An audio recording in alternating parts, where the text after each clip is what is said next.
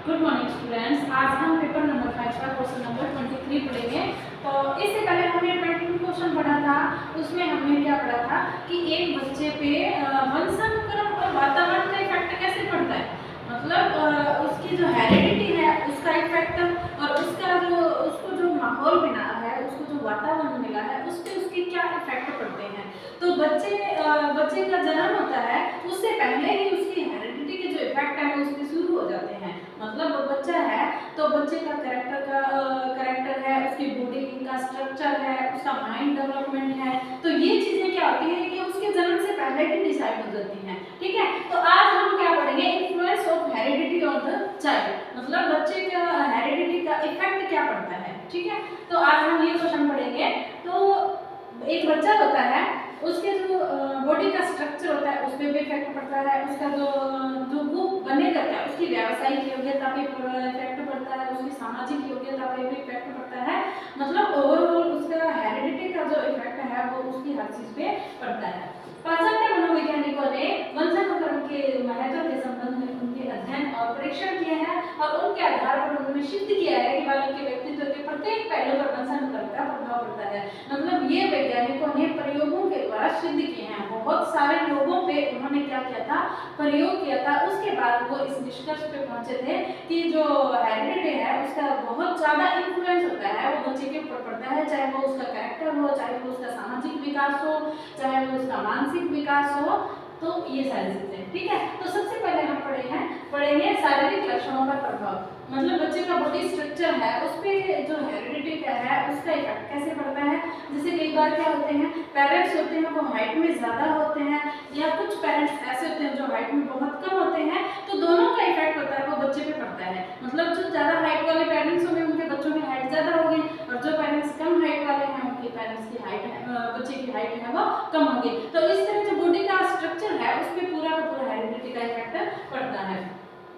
कोल Pearson का मत है कि यदि माता पिता की लंबाई कमियां अधिक होती है तो उसके बच्चों की लंबाई कमियां अधिक होगी। जैसे मैंने अभी आपको बताया कि जो लंबे पेरेंट्स हैं उनके बच्चे हैं तो लंबे होंगे हाइट में, और जो पेरेंट्स हैं जिनकी हाइट कम होंगे कम होगी। तो उसका जो बॉडी का स्ट्रक्चर है उस पर भी इसका इफेक्ट पड़ता है। दूसरा है व्यावसायिक योग्यता पर प्रभाव। मतलब कुछ बच्चे होते हैं, कुछ डॉक्टर्स होते हैं पेरेंट्स, तो उनका बच्चा क्या चाहेगा कि मैं डॉक्टर बनूं। कुछ टीचर्स होते हैं तो उनके बच्चे क्या बनने की कोशिश करते हैं, टीचर्स। मतलब ये इफेक्ट भी उन पे पड़ता है कि जो पेरेंट्स कर रहे हैं वही जो व्यवसाय है वो बच्चे करेंगे। ठीक है, तो ये है व्यावसायिक योग्यता पर प्रभाव। केटल का मतलब है कि व्यावसायिक योग्यता का मुख्य कारण वंशानुक्रम है। मतलब हेरिडिटी है वो बच्चे को ये व्यवसाय सेलेक्ट करने में भी क्या देती है, योगदान देती है। इस निष्कर्ष पर अमेरिका के 885 वैज्ञानिकों के परिवारों पर अध्ययन करने के परिणाम स्वरूप ये पहुंचा कि उसने बताया कि इन परिवारों के 2/5 व्यवसायिक वर्ग के, 1/2 उत्पादक वर्ग के और 1/4 है वो कृषि वर्ग के थे। मतलब जो एक किसान है वो खेती का काम करता है तो उसका बच्चा है वो उसी चीज में इंटरेस्टेड होगा तो वो उसी व्यवसाय को चुनेगा। तो कोई दुकानदार है तो उसके बच्चे क्या होंगे, जब वो छोटे थोड़े से बड़े जैसे समझ पकड़ेंगे वो दुकान पे बैठने लग जाएंगे तो उन चीजों में उसको इंटरेस्ट हो जाएगा और वो वही व्यवसाय को क्या करेगा, सेलेक्ट करेगा। उसके बाद है कैरेक्टर, चरित्र पर प्रभाव। डगडेल का मत है कि चरित्रहीन माता पिता की संतान चरित्रहीन होती है, और उसने भी यह बात सन 1877 में ड्यूकस के वंशजों पर अध्ययन करके सिद्ध की थी। मतलब उन्होंने जो ड्यूकस है उसके जो वंशज हैं उन पर उसने अध्ययन किया था। मतलब जो कैरेक्टरलेस पेरेंट्स हैं उनके जो बच्चे होते हैं वो कैरेक्टरलेस होते हैं, और कुछ अपराधी प्रवृत्ति के जो माता पिता होते हैं उनके बच्चे अपराधी प्रवृत्ति के होते हैं। तो 1720 ईस्वी में न्यूयॉर्क में जन्म लेने वाला ड्यूकस एक चरित्रहीन मनुष्य था और उसकी पत्नी भी एक समान चरित्रहीन थी। मतलब दोनों ही क्या थे, कैरेक्टरलेस थे। और इन दोनों के वंशजों के संबंध में नन ने लिखा है कि 5 पीढ़ियों में लगभग 1000 व्यक्तियों में से 300 बाल्यावस्था में मर गए और 310 ने 2300 वर्ष दरिद्र गृह में व्यतीत किए और 440 रोग के कारण मर गए और 130 जिनमें से 7 हत्या करने वाले थे और धन अपराधी थे और 20 ने कोई भी व्यवसाय करना सीखा। मतलब उनमें से बहुत ही कम थे जिन्होंने कोई व्यवसाय सीखा था, बाकी सारे क्या हो गए, कोई अपराधी प्रवृत्ति के हो गए। तो ये क्या होता है कि पेरेंट्स का जैसा कैरेक्टर होता है तो बच्चे पे उसके पेरेंट्स के कैरेक्टर का इफेक्ट पड़ता है। तो ये चीजें भी क्या होती हैं, जेनेटिक होती हैं।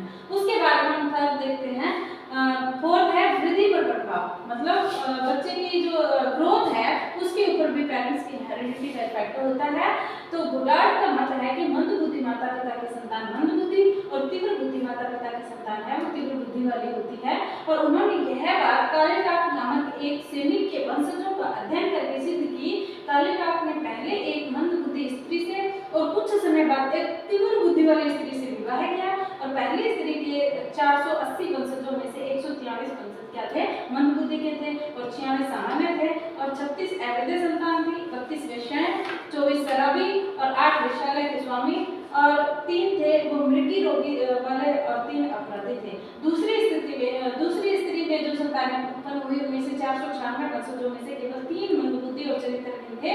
शेष ने व्यवसायियों, डॉक्टरों, शिक्षकों, वकीलों आदि के रूप में समाज में सम्मानित स्थान प्राप्त किए। मतलब क्या होता है, बच्चों की जो मानसिक डेवलपमेंट है वो भी क्या किस पे डिपेंड करता है, हेरिडिटी पे डिपेंड करता है। अगर पेरेंट्स अच्छे हैं, उनका व्यवसाय अच्छा है तो वो बच्चे क्या होंगे, वो अच्छे व्यवसाय को सिलेक्ट करेंगे और कैरेक्टर में भी वो बच्चे क्या होंगे, अच्छे होंगे। तो इस प्रकार वैज्ञानिकों ने ये सिद्ध किया है कि जो कैरेक्टरलेस जो पेरेंट्स होते हैं उनके जो बच्चे होते हैं वो कैरेक्टरलेस होते हैं। उसके बाद हम देखते हैं मूल शक्तियों का प्रभाव है। थॉर्नडाइक का मत है कि बालक की मूल प्रवृत्तियों का प्रधान कारण उसका वंशानुक्रम है। मूल प्रवृत्तियां कौन सी होती है, उसका बैठने उठने का तरीका, उसका खाने पीने का तरीका, दूसरों से बिहेवियर करने का तरीका, तो ये सारी चीजें क्या होती है, ये भी वंशानुक्रम होती है। अगर किसी के पेरेंट्स हैं वो पेशेंस से बात करते हैं, किसी से कैरेक्टर अच्छे हैं तो उनकी संतानें हैं वो उसी तरीके से बात करेगी। लेकिन किसी के पेरेंट्स ऐसे होते हैं जो बात बात पे गुस्सा होते हैं तो उनके जो बच्चे होते हैं उनका टोटली इफेक्ट होता है, वो उनके बच्चों पे पड़ता है। जैसे पेरेंट्स जिस तरीके से बात कर रहे हैं उनके बच्चे भी उसी तरीके से बात करेंगे। तो ये क्या होता है, उनकी मूल प्रवृत्तियां हैं उन पे इफेक्ट पड़ता है, मूल शक्तियों पे इफेक्ट पड़ता है। प्रजाति की श्रेष्ठता का प्रभाव। तीन वर्ग का मत है कि बुद्धि की श्रेष्ठता का कारण प्रजाति है। यही कारण है कि अमेरिका की श्वेत प्रजाति निग्रो प्रजाति से श्रेष्ठ है। तो हेरिडिटी का इफेक्ट होता है वो किस पे पड़ता है, अपनी प्रजाति पे भी पड़ता है, चाहे वो निग्रो हो चाहे वो श्वेत प्रजाति हो। वो आगे से आगे उनके जैसे जैसे जनरेशन चलती जाती है वो बच्चे वैसे ही उसी प्रजाति के होते हैं। उसके बाद है सामाजिक स्थिति का प्रभाव। विंशट का मत है कि गुणवान और प्रतिष्ठित माता पिता की संतान है वो प्रतिष्ठा प्राप्त करती है। जैसे मैंने अभी आपको बताया कि जो डॉक्टर्स होते हैं उनके जो बच्चे हैं वो इसी व्यवसाय को सिलेक्ट करना पसंद करते हैं। जो टीचर होता है उनके बच्चे उनको जन्म से ही देखते हैं तो वो भी उसी व्यवसाय को सिलेक्ट करते हैं। तो अगर पेरेंट्स प्रतिष्ठित हैं तो उनके बच्चे भी क्या होंगे, प्रतिष्ठित होंगे। तो इस पर यह निष्कर्ष रिचर्ड एडवर्ड के परिवार का अध्ययन करने के बाद पहुंचा कि रिचर्ड स्वयं गुणवान और प्रतिष्ठित मनुष्य था और उसने एलिजाबेथ नामक एक स्त्री से विवाह किया। वह भी स्त्री उसके समान की थी, मतलब दोनों में क्या था, दोनों का कैरेक्टर है, बिहेवियर है वो दोनों का ही अच्छा था।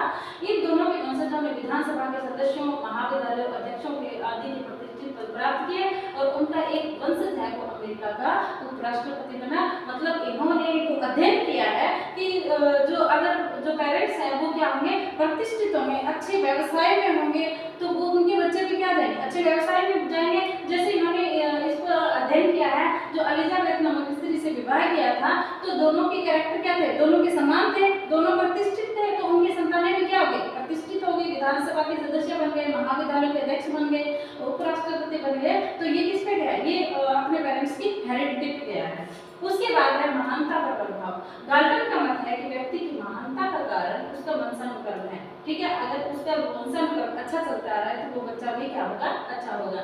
यह व्यवसाय का भी परिणाम है कि व्यक्तियों के शारीरिक मानसिक लक्षणों में भिन्नता दिखाई देती है और व्यक्ति का कद, वर्ण, वजन, स्वास्थ्य, बुद्धि, मानसिक शक्ति आदि वंशानुक्रम पर आधारित होते हैं। कि बच्चा है उसकी जो माइंड की कैपेबिलिटी कितनी होगी, उसकी हाइट कितनी होगी, तो ये चीजें किस पे डिपेंड करती है, ये उसके पेरेंट्स पे डिपेंड करती है। तो जैसे मैंने आपको पहले क्लास में बताया था कि जरूरी नहीं कि जो बच्चा है वो सिर्फ पेरेंट्स पे जाए, अपने मम्मी पापा पे जाए, नहीं, तो उसकी जो पहले जो पीढ़ियां निकल चुकी है वो उसमें भी किसी में भी जा सकता है। ठीक है, तो ये डिपेंड करता है कि उसके पेरेंट्स भी ही नहीं, उसके दादा दादी कैसे थे, उसके परदादा परदादी कैसे थे। तो बच्चा हो सकता है जो बच्चे की हेरिडिटी है वो उन पे भी जा सकती है, वो बच्चा उन पे भी जा सकता है। ठीक है, तो ये है महानता का प्रभाव। क्या मतलब गार्टन का मत है कि व्यक्ति की महानता का कारण उसका वंशानुक्रम है और यह वंशानुक्रम का एक परिणाम है कि व्यक्तियों के शारीरिक मानसिक लक्षणों में भिन्नता दिखाई देती है। जैसे मैंने आपको अभी बताया कि बच्चे का स्वास्थ्य है, वजन है, उसकी हाइट है, उसकी मानसिक एबिलिटी है,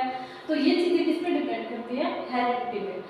गार्टर ने लिखा है कि महान न्यायाधीशों, राजनीतिज्ञों और सैनिक पदाधिकारियों, साहित्यकारों, वैज्ञानिकों, खिलाड़ियों के जीवन चरित्रों का अध्ययन करने से ज्ञात होता है कि इनके परिवारों ने इन्हीं क्षेत्रों में प्रशंसा प्राप्त की थी, अन्य व्यक्ति भी हुए। मतलब इन्होंने अगर किसी पे अध्ययन किया है तो उसके पीछे निकलने वाली जो पीढ़ियां उसकी निकल गई है, उनकी पीढ़ियों में भी अध्ययन किया है कि कौन व्यक्ति है, वो किस व्यवसाय में था और वो दिखने में कैसा था, उसकी हाइट कैसी थी, उसका वजन कैसा था और उसके जो माइंड की एबिलिटी है वो कितनी थी। अगर अच्छी थी तो वो बच्चे भी क्या होंगे, अच्छे होंगे।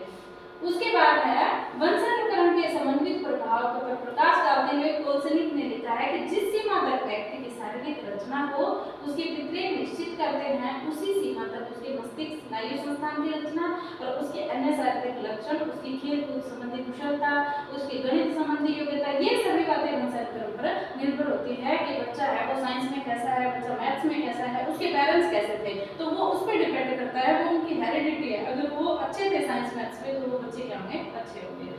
पर ये बातें उनके वातावरण पर कहीं अधिक निर्भर होती है। मतलब ये चीजें जरूरी नहीं कि सारी चीजें होती है जेनेटिक चलती आ रही है तो वो जेनेटिक ही है, नहीं।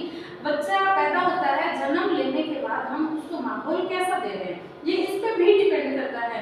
मतलब 50% है वो हेरिडिटी का इफेक्ट हो सकता है। मतलब अगर बच्चे के पेरेंट्स है वो साइंस मैथ्स में अच्छे हैं तो उसका बच्चा है वो साइंस मैथ्स में अच्छा हो सकता है, लेकिन अगर उसको अच्छी डायरेक्शन नहीं दी गई है तो वो जरूरी नहीं कि उन पे जाए, उनकी उसकी साइंस अच्छी उसकी मैथ्स अच्छी ये भी जरूरी नहीं। मतलब जो सामाजिक उसका जो वातावरण है उसका इफेक्ट भी बच्चे पे पड़ता है। मतलब 50% योगदान होता है वो हेरिडिटी का होता है और जो 50% योगदान होता है वो उसकी सामाजिक वातावरण का भी होता है। मतलब दोनों का इफेक्ट उस पे बच्चे पे होता है। मनोवैज्ञानिकों ने प्रयोग में यह सिद्ध कर दिया कि व्यक्ति के शारीरिक तथा मानसिक विकास पर वंशानुक्रम का पर्याप्त प्रभाव पड़ता है और यह प्रभाव पितृ के कारण व्यक्ति के शारीरिक लक्षणों पर प्रकट होता है और आंतरिक प्रेरक तत्व के उसके स्वभाव को निर्धारित करते हैं। डगडेल के अध्ययन ने सिद्ध कर दिया कि चरित्रहीन माता पिता की संतान में चरित्रहीन है और स्वस्थ बौद्धिक और मानसिक स्थिति भी वंशानुक्रम की देन है। मतलब कोई बच्चा है उसको स्वस्थ है, उसकी मानसिक एबिलिटी अच्छी है, अगर वो बच्चा दिखने पर्सनैलिटी भी उसकी अच्छी है तो ये चीजें किस पे डिपेंड करती है, माता पिता पे। अगर माता पिता का कैरेक्टर अच्छा नहीं है, वो अच्छा बोल नहीं सकते हैं, अगर माता पिता अपराधी प्रवृत्ति के हैं तो वो बच्चे क्या होंगे, वो अपराधी प्रवृत्ति के ही होंगे। तो ये था हमारा वंशानुक्रम का योगदान। मतलब हेरिडिटी में जरूरी नहीं कि उसकी पूरी की पूरी उसके जो पेरेंट्स है उनका इफेक्ट पड़ता है, बल्कि उनकी पहले से जो पीढ़ियां चलती आ रही है उनका इफेक्ट भी बच्चे पे हो सकता है। और जरूरी नहीं कि ये चीज सारी हेरिडिटी से होती है। मतलब उनको जन्म के बाद हम अगर वातावरण भी उनका सामाजिक वातावरण है वो भी क्या देना चाहिए, हमें अच्छा देना चाहिए ताकि दोनों चीजें अच्छी हो सके। इसी के साथ हमारा 23 क्वेश्चन समाप्त होता है। Thank you.